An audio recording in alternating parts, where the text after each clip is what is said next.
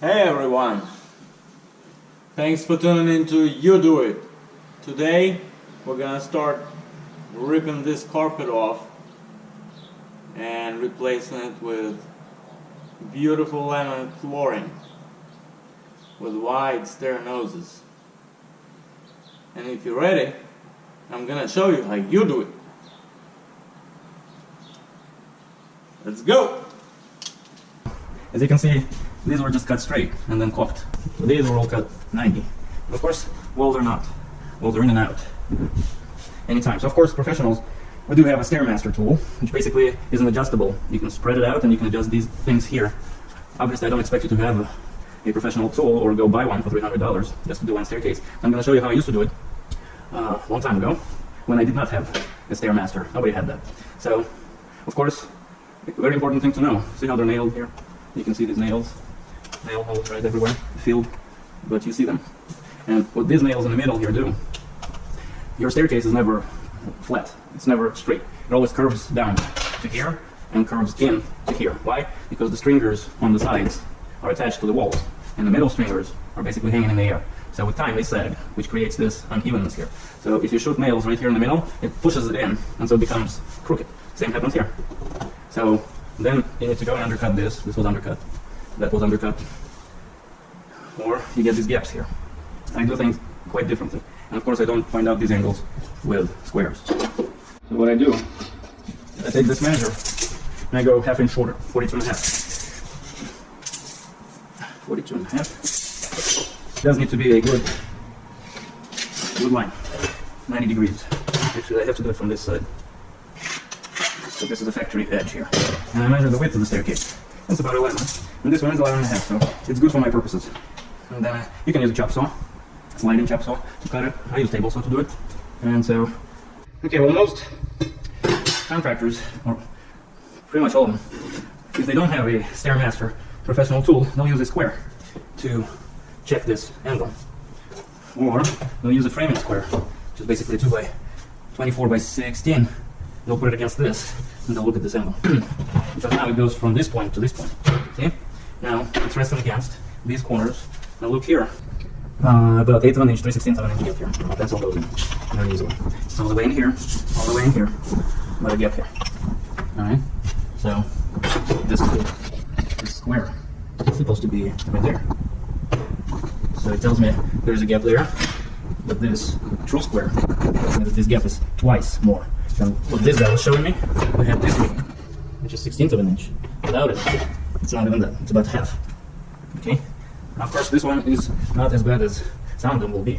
Imagine this going in 1/4 inch, and that's usually the case. Anywhere from 1/8 of an inch to 1/4 of an inch, sometimes even more. Especially in older homes, where these middle stringers have sagged with time. And so everything got bowed. And so now what I do, I rest it against the back wall, shove it into one of the corners. I take the back measure, and I make it about 1/16 of an inch shorter. I don't want to fight with these walls. I want my piece to just drop in, basically, without scratching walls, fighting it, banging on it. So 42, it's a 3/4 tight measure, and I'm going to make a 1/16 of an inch shorter. It's going to be 42, 11, 16ths. Now, all I do is I look at this line. And so I need to add maybe 1/16 of an inch there. So I just do 0 on the top, plus 1/16 on the bottom. I stick it into this corner, make sure it's up against the back, and this is almost 3/16 of an inch here, which means I have to remove this distance from here, right?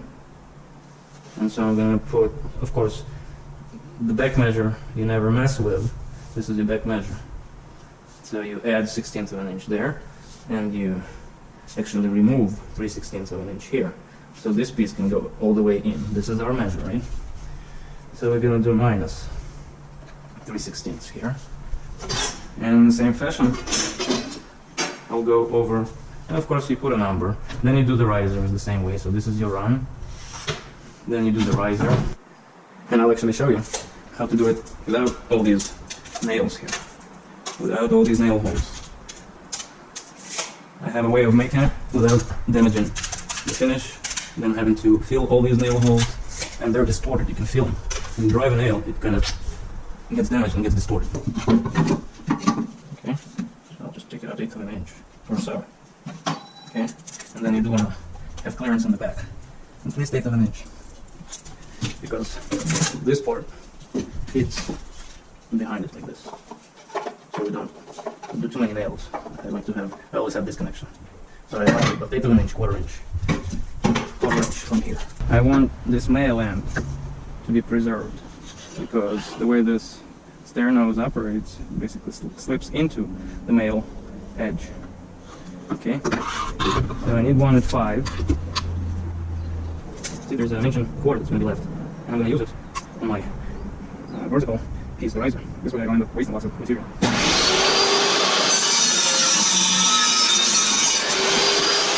So let's grab this. Let's grab the other here. I need to take off anymore. Oh, I think it's perfect. I'm going to remove 1/8 of an inch on this side. So instead, I'll mark it back 1/8 of an inch, connect the lines here. So basically, my measure is from this mark to this mark. Here is the same thing. I'm gonna do 90. I'm gonna mark it here. I'm gonna see what I have to do. I have to add 1/16 of an inch here. So I'm just gonna add it, connect these lines.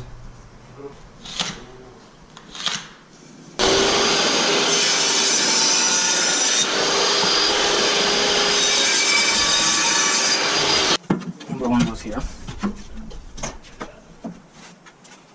and it fits like a glove. I didn't have to bang on it, I didn't have to lift in the middle and shove them in. Of course, I'm marking them and put them aside. I'm gonna cut stair noses. The very last thing that I'm gonna do is cut stair noses. I'll put them aside. Flip them. And I'll put number 2 in there. Now we go to number 2.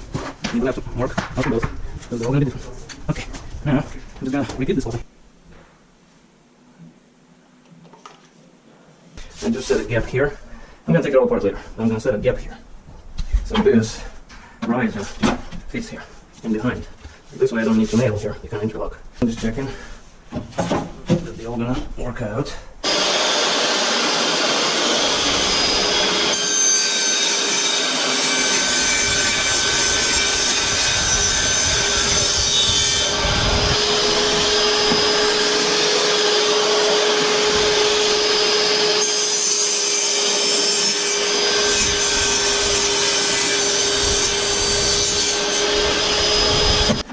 I apply my glue on the back side of it.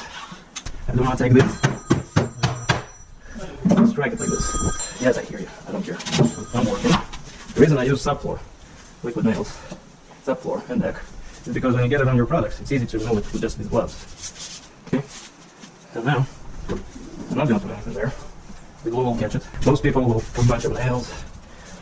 We'll put drive nails here in the middle, push it in. So it will take the form of your existing staircase, which is all boat.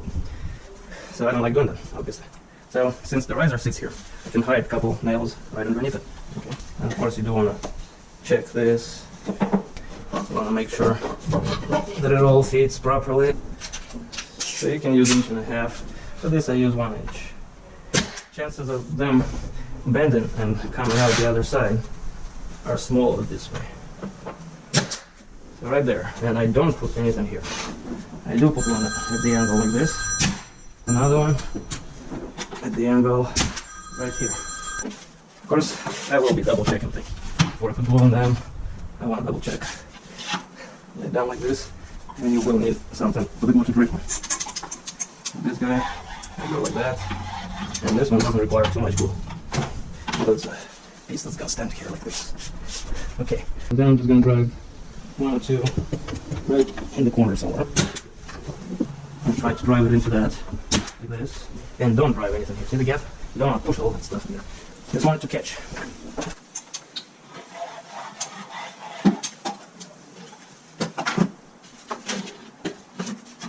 I'm gonna go from the other side.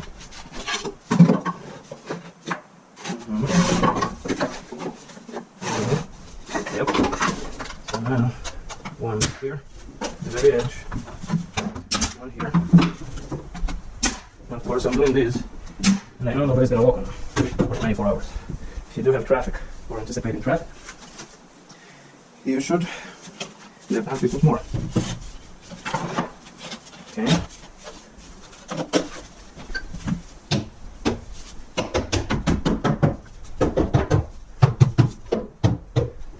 about 1/2 inch overhang.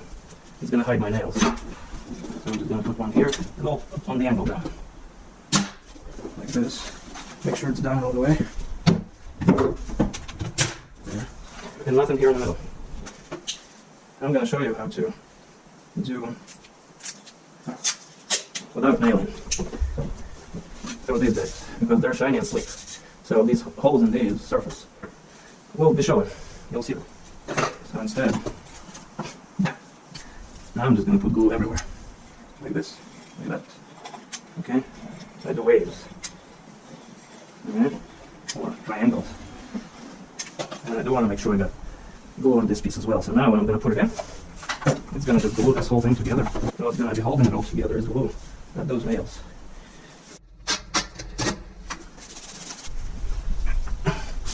I'm just going to take it together. See if I need any more. It's pretty good. Let's hold it on. Just in case. Pull it. And glue it together. One more. Now, I want to make sure that it's not leaking. Right? Of course, I can use this. I can put that on like this. If I have to. I didn't have to this time, I'm going to show you. Sometimes you do that. Just like that. Then you don't want to step on a stair nose like this. You want to step right here. I'm going to do it. Step on a flat board. Go up if you need to. Okay, so I'm putting it in the gap, as you see. And I do dots. And I do white dots. Not one single dot like on the spot, like this. No, you go sideways like this. And this one, this stair nose, is overlapped. So it's extremely delicate. And if it's not done right, potentially, you can break it off. So I do use lots of glue. So if you, when you put it in, all that glue. And I do nail it. These I do nail. Okay, so my riser is here. I don't want to nail it into it. I don't want to nail here, and I don't want to put my nail here. I want my nail to be right over this. This. So I flip, and I put one right here. One there. Okay, so let you go. And I'll do the same thing here.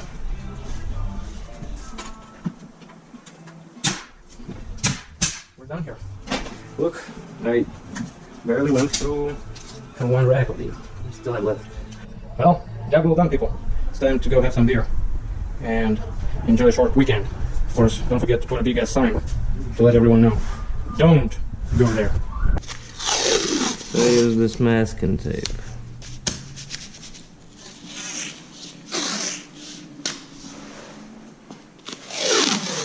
I'm gonna put 3 of those.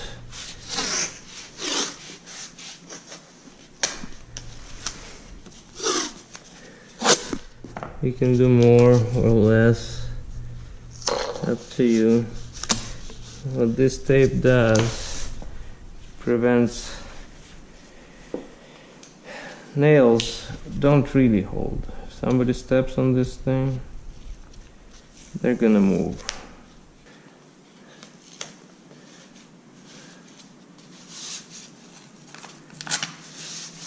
Alright, and I keep the tape on for 48 hours.